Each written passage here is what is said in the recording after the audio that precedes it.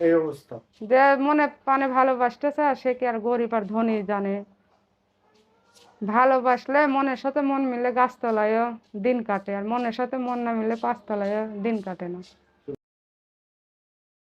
সুন্দর।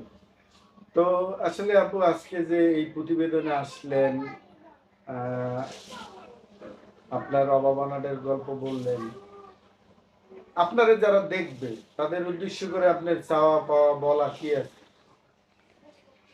সে যদি আমাকে বলবো বলে ভাই আমি অনেক কষ্টের মানুষ, কেউ যদি আমাকে কষ্ট আর দিও না, যদি মনে প্রাণে ভালোবাসতে চান তা আমার দিকে হাত বাড়াইয়েন।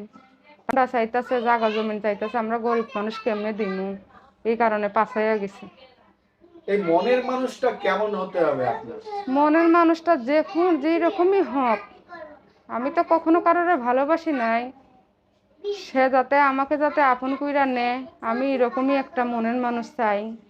সে যাতে আমারে আপন কইরা নে, সে হাজার কালো হোক সুন্দর হোক, হাজার দূরে থাকুক কাছে থাকুক, সে যাতে আমার আপন হোক, মনে প্রাণে যে আমার ভালোবাসে।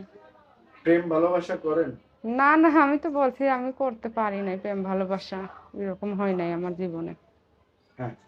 প্রেম ভালোবাসা আমার জীবনে আছে আর কি, আমি মনের মানুষ পাইছিলাম না, এখন যদি আমি পাই এরকম ভাবে আমি তারে আমার মন থেকে ভালোবাসতে চাই,